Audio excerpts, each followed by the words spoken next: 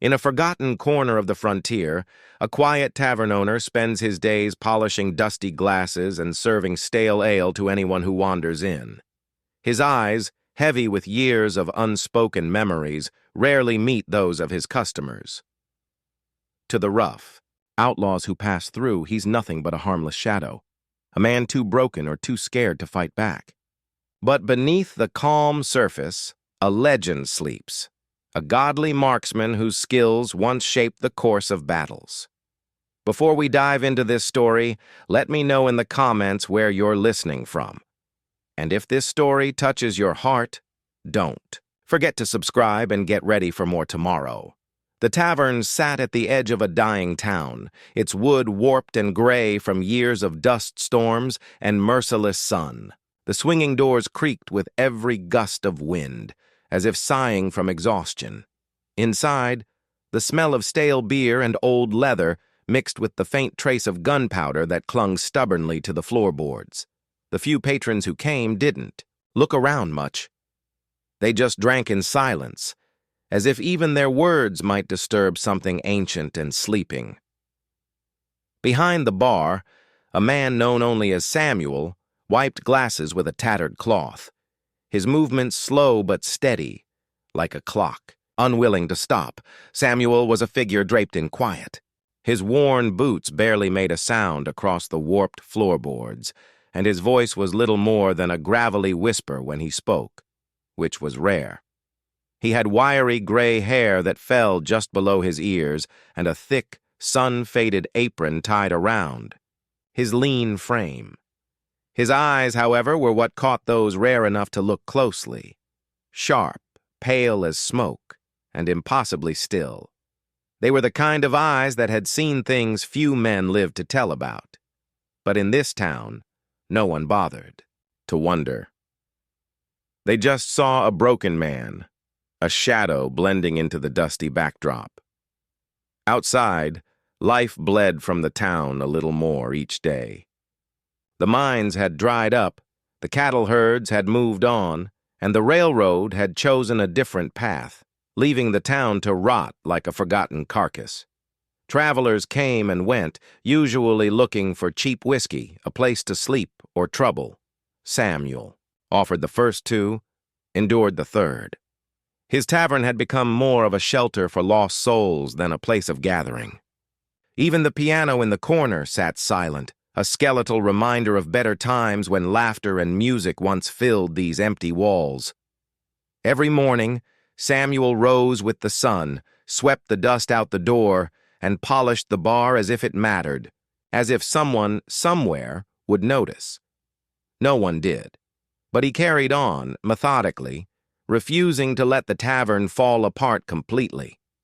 It was a quiet rebellion against the decay around him, a stubborn ritual that kept the past alive, even as the present crumbled.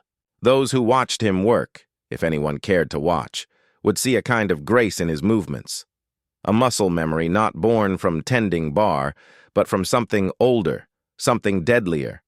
And yet the town's newer, meaner faces were arriving, and they noticed Samuel in a different way.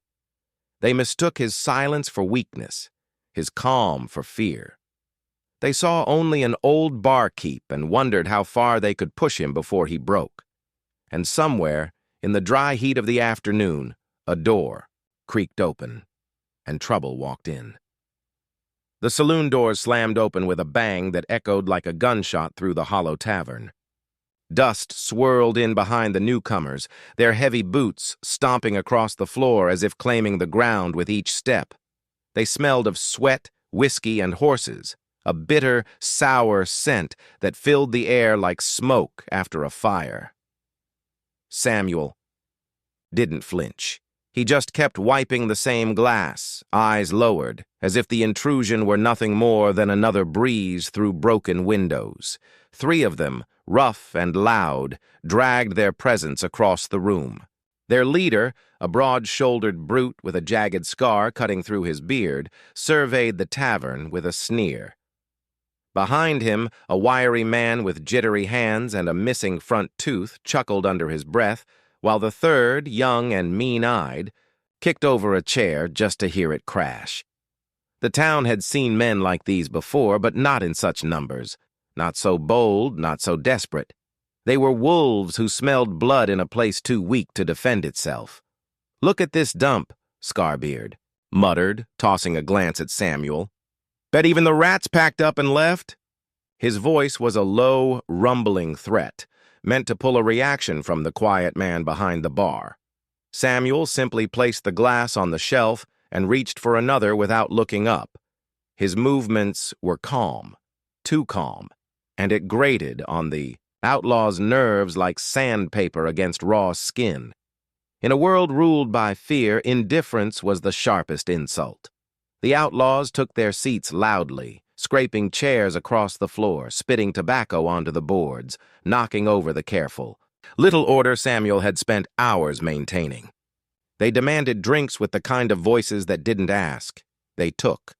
Samuel served them without a word, sliding glasses across the bar with a steady hand.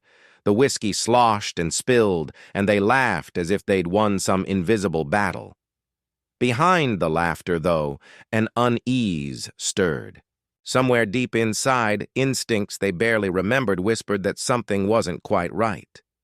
As the sun dipped lower and shadows grew longer, their jabs turned crueler.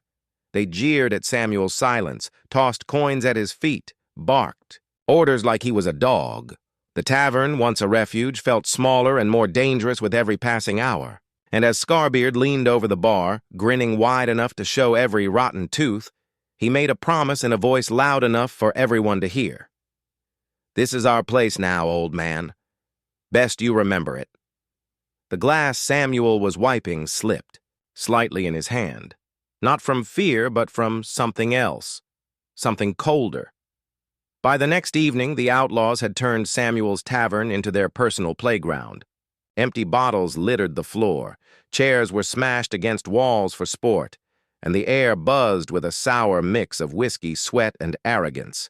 Scarbeard lounged behind the bar now, acting as if he owned the place, while the others hooted and hollered, daring each other to greater heights of cruelty.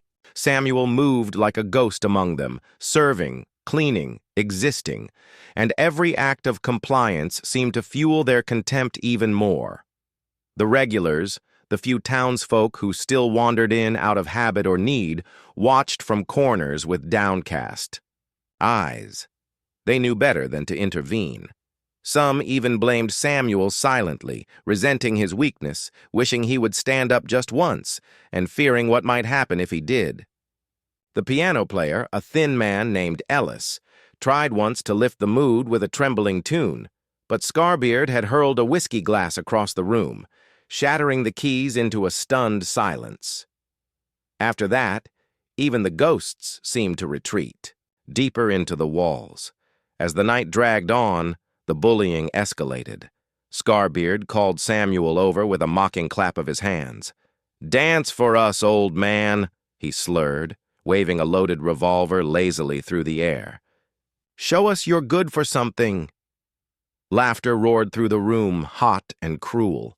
Samuel stood there for a heartbeat longer than necessary, the pale light catching the deep lines carved into his face.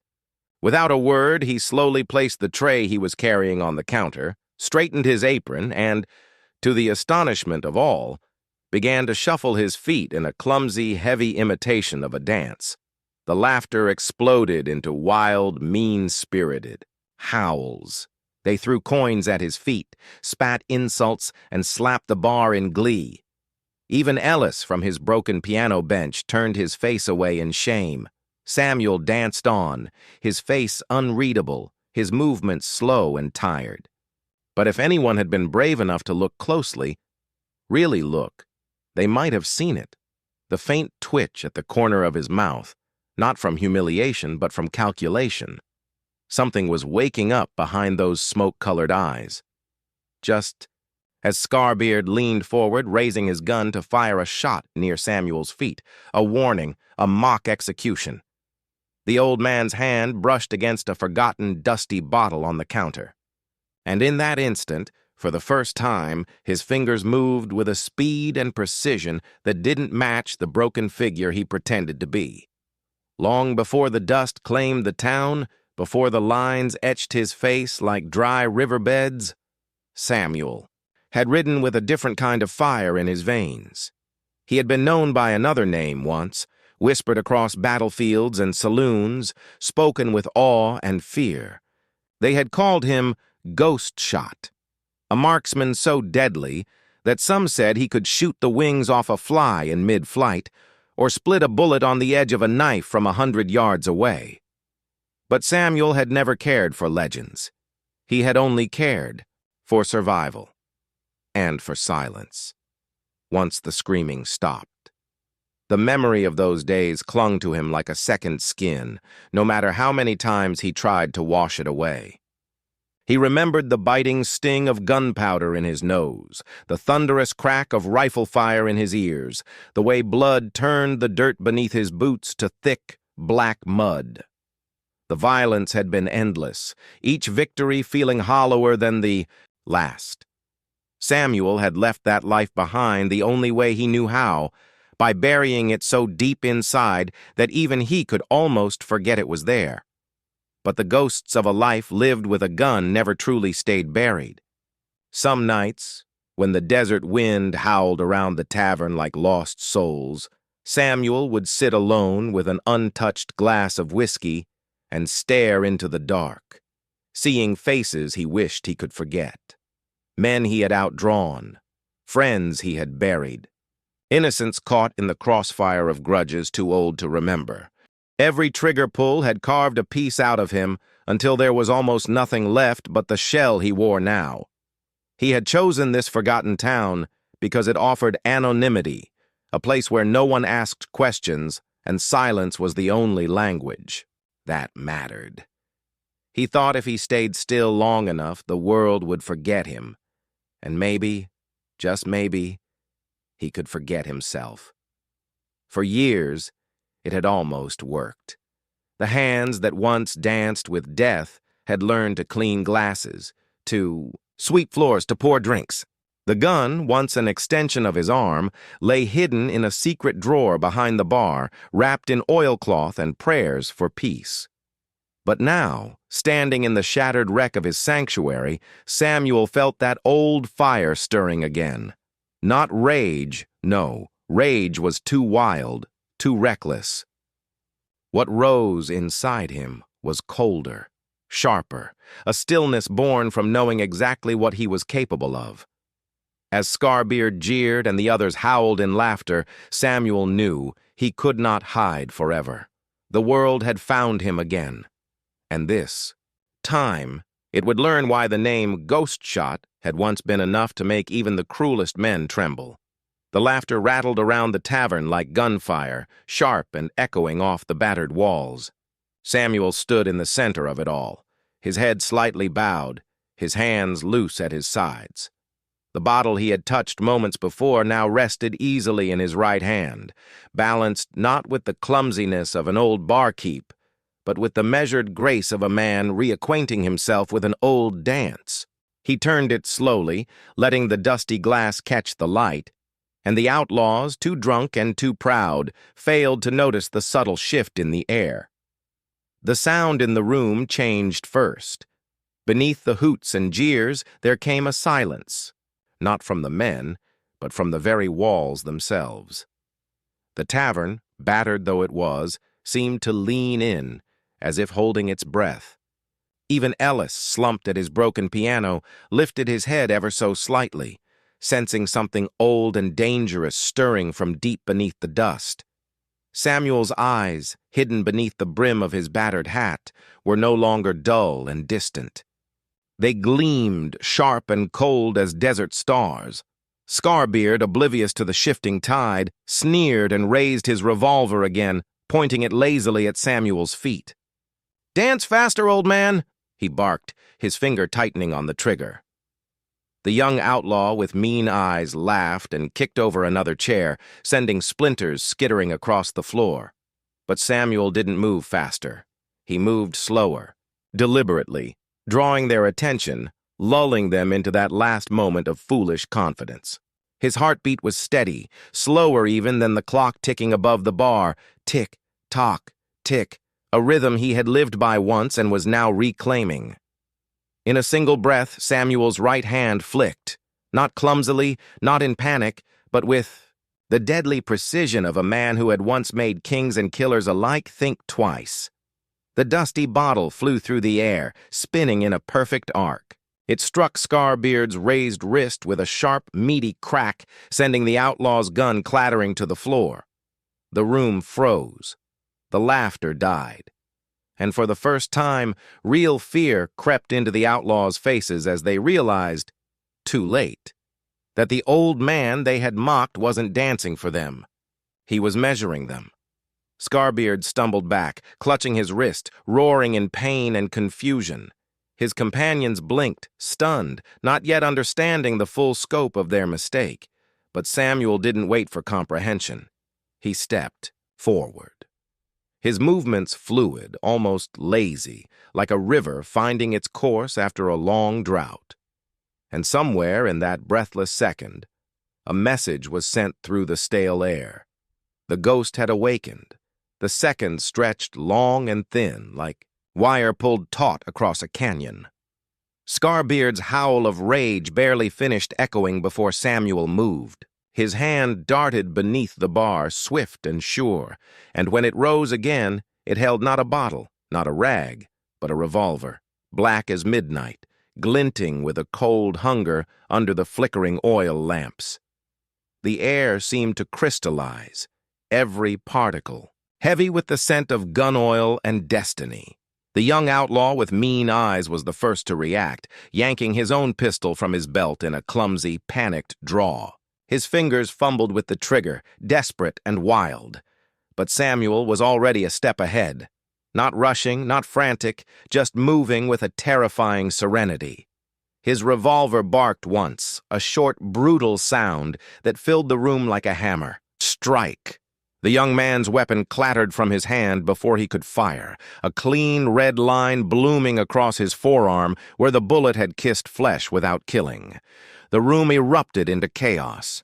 Scarbeard dove for his fallen weapon with a roar, and the twitchy outlaw, the one with the missing tooth, scrambled for cover behind an overturned table. Chairs toppled, bottles smashed, but Samuel stood in the center of it all like an unmoving pillar. His revolver tracked every motion, his breath slow and measured, his eyes cold and calculating. He wasn't shooting to kill. Not yet. He was sending a message. He was showing them that every move they made had already been weighed and judged, and found wanting. Scarbeard's fingers closed around the butt of his gun. Victory flashed across his face. Too soon. Another crack split the air, and the revolver was blasted from his hand with a sharp metallic clang, sending it spinning under a nearby table. Scarbeard clutched his hand to his chest, his bravado shattering into raw, unmasked fear. Across the room, the twitchy outlaw peeked out from behind the table and found Samuel's revolver already aimed between his eyes. He froze, the color draining from his face as if death itself had called his name. Silence reclaimed the tavern, heavy and absolute. Samuel stood alone in the wreckage, his revolver steady, his expression unreadable. Around him, the would-be tyrants lay disarmed, broken, stripped of their arrogance. And though no words were spoken, everyone in that room understood one thing with gut-deep certainty. The man they had mocked was not a relic. He was judgment itself, wearing a bartender's apron. The heavy stillness in the tavern was broken only by the ragged breathing of the men scattered across the floor. Scarbeard staggered to his feet, cradling his wounded hand, his face a twisted mask of rage and humiliation. His eyes locked onto Samuel with a venom that went beyond pride. It was the wild hatred of a man who knew he had been unmade. Around them, the battered tavern seemed to shrink, the walls closing in, trapping them both in a cage where only one would walk away whole. Scarbeard reached slowly into his boot, his fingers closing around a hidden derringer, a last resort weapon, small but deadly at close range. Samuel watched him, his face unreadable, the barrel of his revolver never wavering. The other outlaws remained frozen, fear rooting them to the floor. Even Ellis, clutching the edge of the broken piano, dared not breathe too loudly. The tavern itself seemed to groan under the weight of what was about to happen. Old wood creaking, glass trembling in the broken windows.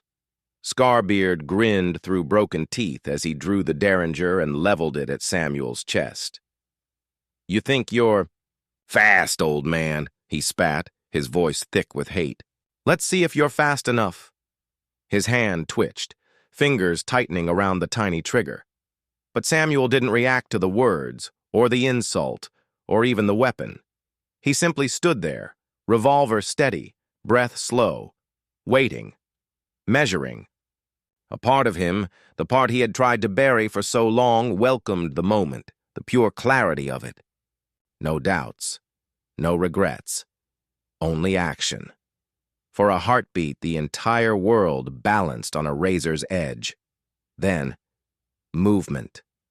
Scarbeard's derringer flashed up, a spark of metal in the dim light. In the same breath, Samuel moved, faster than sight, faster than memory. His revolver barked, a deafening crack that split the silence like a thunderclap.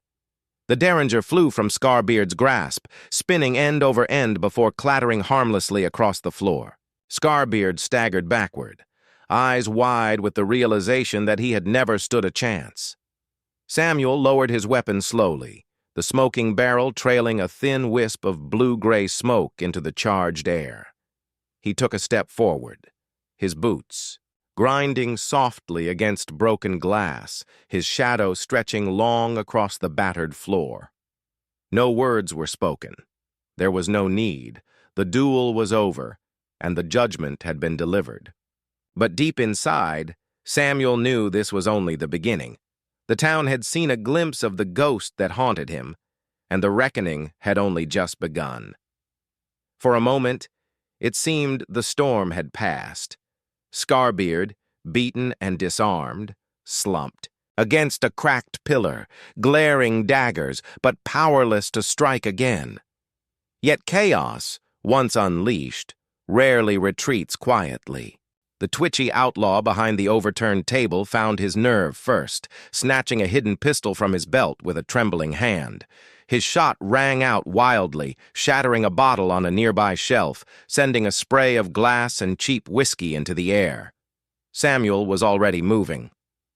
He dropped low behind the bar in a smooth, practiced roll, the old muscle memory slipping back over him like a second skin. His revolver spoke twice in quick succession, sharp and sure. One shot took the gun clean from the outlaw's hand. The second embedded itself in the floor inches from his knee, a warning carved into wood and fear. The twitchy man screamed, dropping to the floor and covering his head like a child caught in a lightning storm. Another outlaw, one who had stayed quiet until now, burst from behind a pillar, firing blindly as he rushed for the door. His bullets tore splinters from the walls, punched holes through the already battered furniture, but none found their mark. Samuel stood slowly from behind the bar, calm as a gathering storm, his revolver tracking the man's wild movements.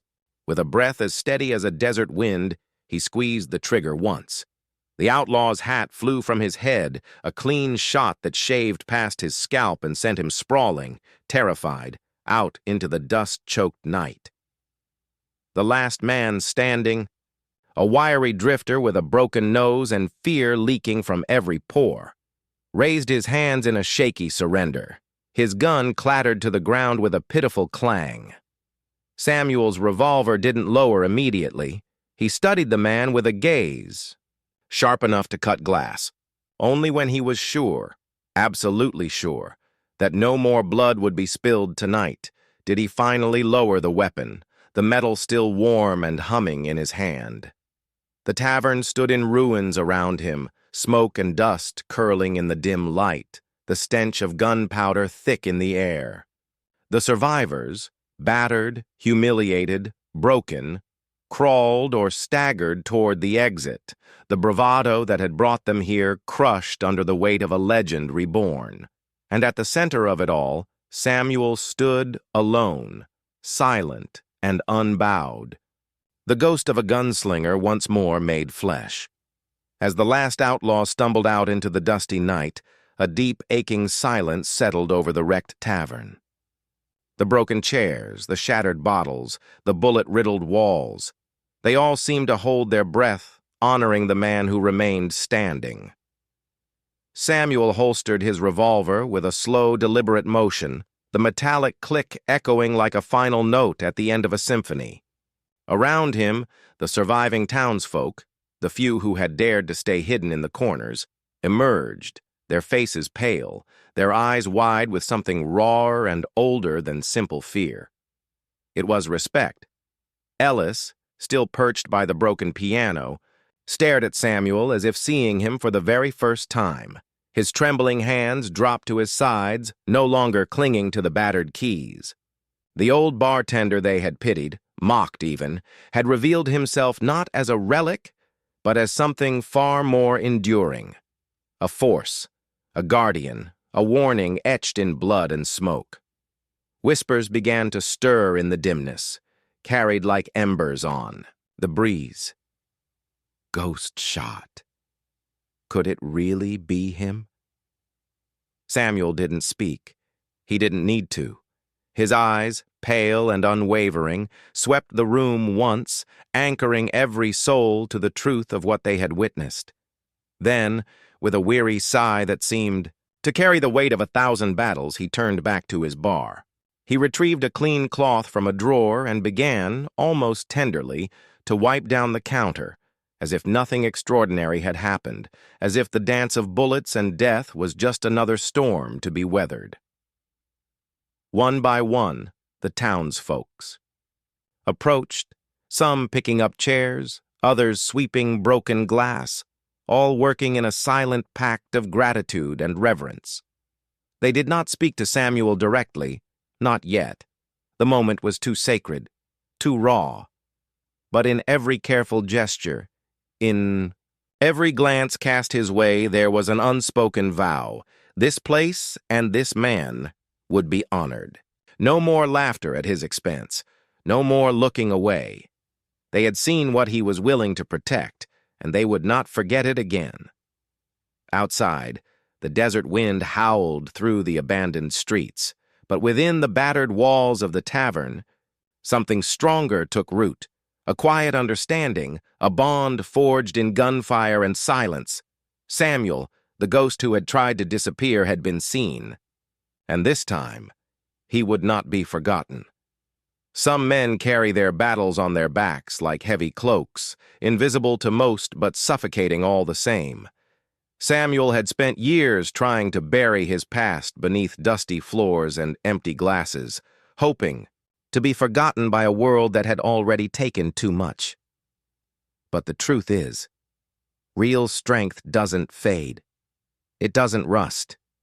It waits, quietly, patiently, until the moment it's needed most. In that forgotten town, amid broken chairs and shattered pride, Samuel reminded everyone, and maybe even himself, that true power isn't in how loud you shout or how big your threats are. It's in the steadiness of your hand when everything else trembles. It's in the quiet choice to stand when every bone in your body begs you to run. And sometimes, it's in the silent, unbreakable resolve to protect what matters, no matter the cost. We often look at people and see only their surface, the weary eyes, the tired hands, the bent shoulders. We forget that inside every quiet soul might live a legend, waiting for the right moment to rise. Samuel's story isn't just about vengeance or violence. It's about reclaiming your voice, your worth, even when the world has already written you off. If this story moved you, don't forget to subscribe, turn on notifications, and share your thoughts in the comments below. Let's keep these powerful stories alive together. Until tomorrow, stay brave, and never underestimate the quiet ones.